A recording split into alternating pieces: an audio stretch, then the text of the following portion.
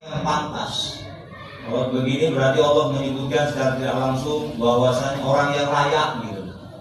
Yang memakmurkan masjid rumahnya Allah itu adalah orang-orang yang beriman kepada hari akhir, yang dia juga melaksanakan sholat, membayar zakat, dan tidak ada ketakutan kepada itu. Hanya Allah yang dia takut. Itulah kurang lebih artinya. Nah, ternyata kita sebagai umat Islam ini tidak terlepas dari rumah Allah di masjid. Ya, masjid tempat kita beribadah. Tapi faktanya kadang-kadang orang Islam ini ada kriterianya. Pandangan kita ini terhadap masjid ini. Dan bahkan orang-orang Islam itu ada kategorinya termasuk inilah terhadap masjid ini. Kadang-kadang ada orang Islam, orang Muslim, KTP-nya dia Islam, tapi ini disebut dengan namanya Muslim tanpa masjid. Sepanjang hidupnya nggak pernah ke masjid. Tapi kalau cerita agama nomor satu dia, pandai kan. Apalagi kok dia di grup WA ya kan, wah semua di share, pakai dia paling hebat dalam agama. Tapi ke masjid nggak mau juga, ada juga yang kayak gitu. Belajarnya dari Google, belajar dari YouTube, nggak pernah ke masjid. Sholat pun nggak mau ke masjid. Inilah disebut namanya Muslim tanpa masjid. Sampai matinya pun tak mau dia ke masjid. Alergi dia ke masjid. Nah, ada nggak kira orang kayak gitu? Wah, ada juga ya, mungkin ada. Yang kedua ada orang Muslim itu dengan masjid ini sebagai apa? Tamu masjid. Ini orang Islam itu ke masjid ini sebagai tamu. Kira-kira kalau tamu itu orang bertamu itu lama atau bentar ya? Saya jawab, nggak pernah bertamu atau nggak pernah terima tamu ini? Saya tanya dulu, orang bertamu lama atau bentar? Bentar. Ada tamu masjid? Ada. Kayak mana rupanya tamu masjid itu saat? Nanti datang ke masjid ngapain dia? Buang air kecil, buang air besar. Itu namanya tamu masjid. Jadi kalau bapak ibu memposisikan seperti itu, namanya tamu ya harga itu. Jangan direpet-repet. Nah, apa yuk? Kencing, mak. Nah, situ. Nggak boleh kayak gitu. Jadi mana? Namanya dia tamu masjid. Kalau tamu itu dihargai atau direpetin?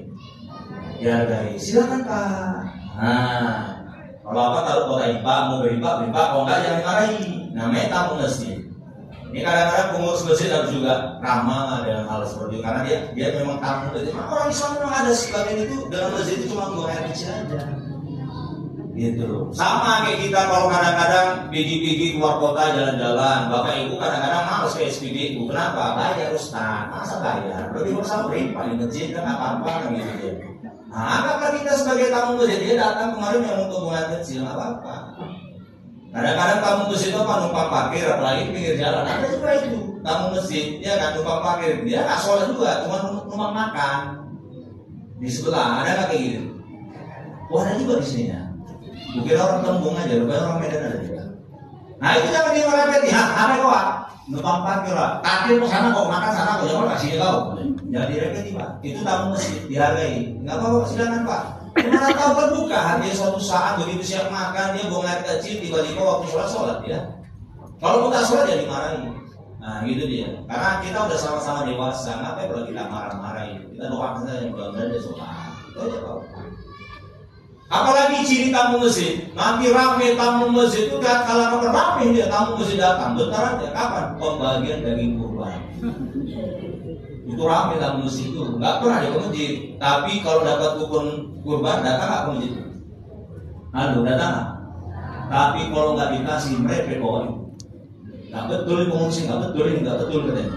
Yang mana yang betul ya? Tahun lalu lah ngasih dia katanya. Padahal nggak pernah dia ngisi satu masjid. Kan gitu. Begitu ada apa ribut. Jadi kalau ada orang ribut, namanya dia tamu masjid, nggak usah dilayani kali itu biasa-biasa saja. Ini kadang-kadang kita ini akhirnya berantem gitu loh. Jadi tamu masjid. Kapan lagi tamu masjid datang itu? Tatkala nanti pembagian zakat fitrah. Itu banyak tamu masjid, nggak pernah dia datang tarawih, tapi nanti nerima zakat fitrah. Ada nggak kayak gitu? Nggak ada yang jawab, ada meragu. Ada nggak kayak gitu?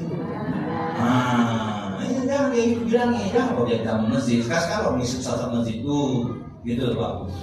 Itu ya. Yang kedua, Baru yang ketiga, inilah level yang menengah ya. Yang ketiga ini, siapakah ini? Orang-orang yang dia dengan masjidnya. Apakah ini termasuk memakmurkan masjid? Belum. Dia masih kategori orang dia sholat ke masjid, ngaji di masjid, tapi nggak malah dia nengok-nengok kondisi masjid itu gimana? Biasa saja dia. Sholat ke masjid, ngaji ke masjid, beribadah di masjid, berimpah di masjid, sekedar gitu aja. Nggak peduli bagaimana perkembangan masjid, AC-nya dingin nggak, kamar mandi bersih nggak, kan gitu dia. Gimana nanti ini keadaan semua lah. Yang penting dia sholat dan habis itu pulang. Sholat pulang, habis itu sholat pulang, habis ngaji pulang, habis itu nggak peduli. Itu manusia atau orang Islam, orang Muslim yang dia Muslimnya dengan masjidnya saja.